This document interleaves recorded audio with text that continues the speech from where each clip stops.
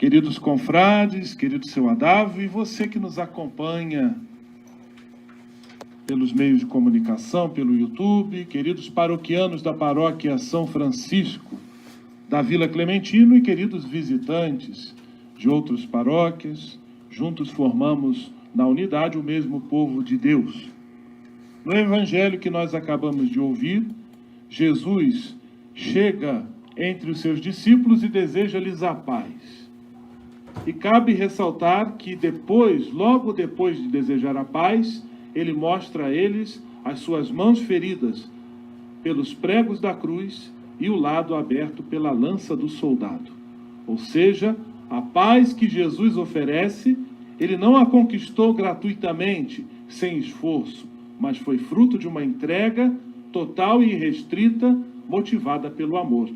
De modo que o vermelho que hoje enfeita a nossa liturgia significa, sim, o fogo do Espírito Santo, mas também significa o sangue que Cristo derramou generosamente pela nossa salvação e que tantos outros mártires derramaram e vêm derramando para que o Evangelho, para que o reino de Deus se faça presença, se faça realidade. Os Atos dos Apóstolos destaca que o Espírito Santo apareceu em forma de línguas de fogo.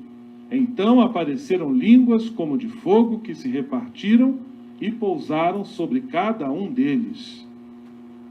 Santo Antônio, no seu sermão de Pentecostes, ele menciona 4 propriedades do fogo. Diz ele, o fogo queima, purifica, aquece e ilumina. E aí ele começa a discorrer sobre cada uma dessas propriedades. Queima os pecados, ou seja, a nossa miséria, a nossa finitude, ela é um combustível da graça de Deus. Abraçar tudo isso que nos é precário e digerir tudo isso no fogo do Espírito Santo é que nos transforma. Negar é quase um delírio, uma ilusão. Todo mundo tem defeito, todo mundo tem pecado, todo mundo erra. Conforme dizia a letra de um samba ou pagode aí da década de 90, todo mundo erra. E é verdade. Mas até esses erros, até a nossa miséria, pode ser combustível para a ação da graça de Deus, que é uma ação amorosa, é o fogo que queima.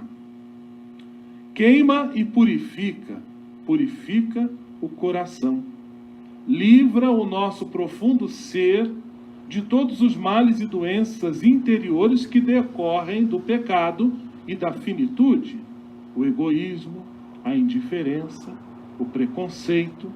O fogo do Espírito Santo tem a propriedade de nos purificar de todos estes males, estas doenças da alma que fazem tanto mal a nós e à humanidade.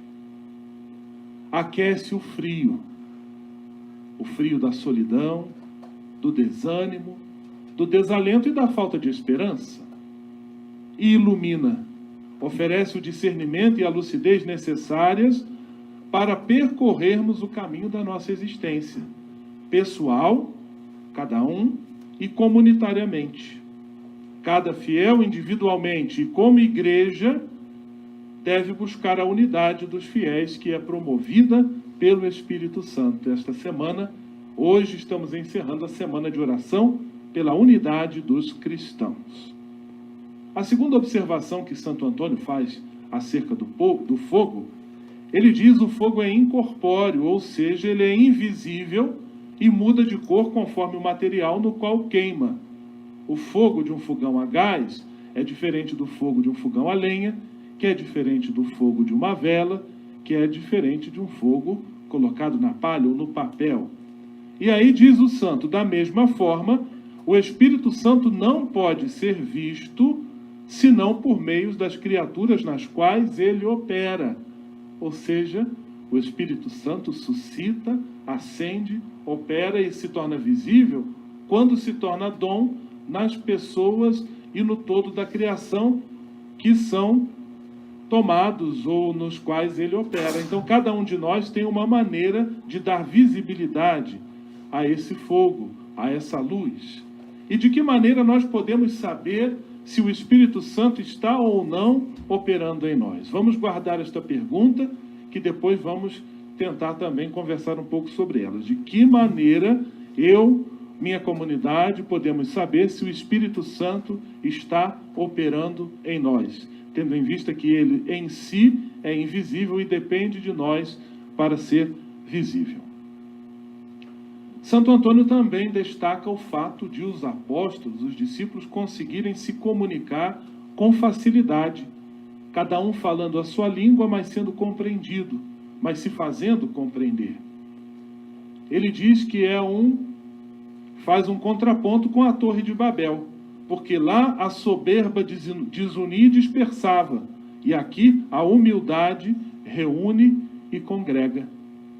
Onde há humildade, há entendimento, há acordo, há diálogo, há capacidade de unidade, de vivermos unidos. Onde há soberba, cada um quer ser melhor do que o outro, e aí vira uma Torre de Babel, um verdadeiro pandemônio. E esses dons são distribuídos. Todos ficaram cheios do Espírito Santo e começaram a falar diversas línguas, como o Espírito Santo permitia-lhes que se exprimissem.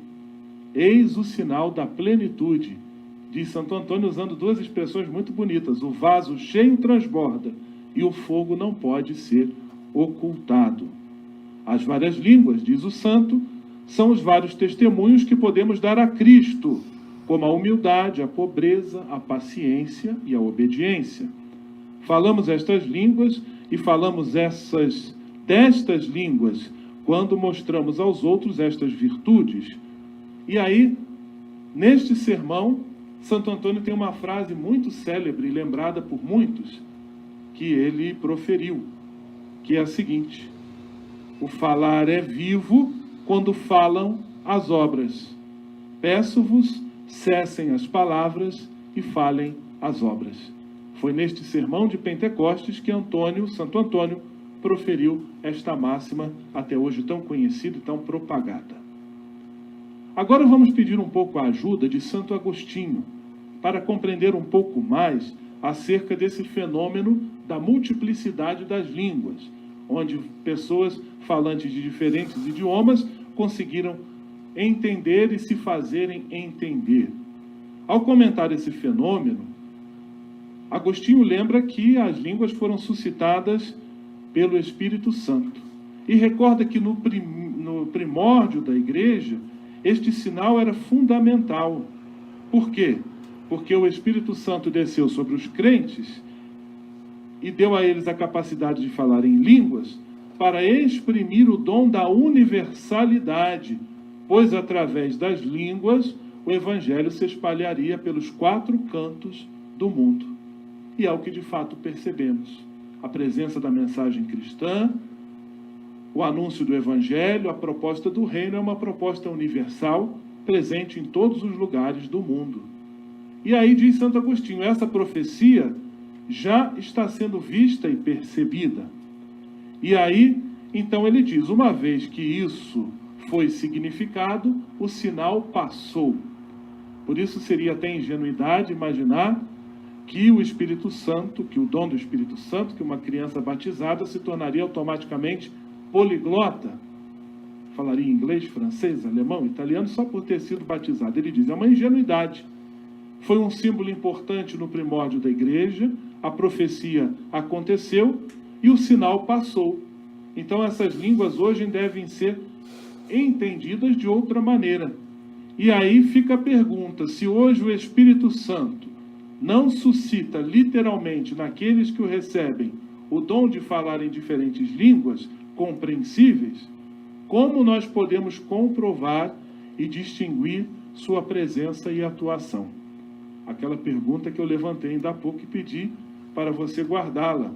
Como saber se estamos ou não sendo expressão, ou sendo morada, ou levando adiante a missão que o Espírito Santo quer operar em nós? E aí eu dou voz a Santo Agostinho, que nos mostra o caminho. Diz ele, que cada um interrogue o seu coração, se ama ao irmão, o Espírito Santo permanece nele. Que cada um interrogue ao seu coração. Se ama ao irmão, o Espírito Santo permanece nele. Continua. Que veja e examine aos olhos de Deus, que veja se ama a paz e a unidade, se ama a igreja difundida por toda a terra. Que não ame somente ao irmão que tem diante de si, porque são muitos os irmãos que não vemos e que estão vinculados na unidade do Espírito. Formamos um só corpo. Temos uma só cabeça no céu. Portanto, se queres saber se recebestes o Espírito Santo, e aí vem o pulo do gato, pergunta ao teu coração, não aconteça que tenhas o sacramento e te falte a virtude do sacramento. O perigo de celebrarmos externamente, mas não deixarmos que aquela virtude nos oriente e nos conduza. Pergunta ao teu coração se nele há um lugar para o amor fraterno. E fica tranquilo, porque não pode haver amor sem o Espírito de Deus, visto que Paulo exclama: o amor de Deus foi derramado em nossos corações com o Espírito Santo que nos foi dado. Então a pergunta central que devemos nos fazer para saber se estamos ou não operando na sintonia do Espírito Santo é esta: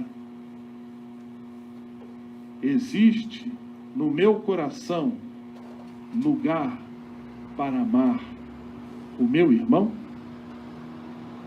Em nome do Pai, do Filho e do Espírito Santo.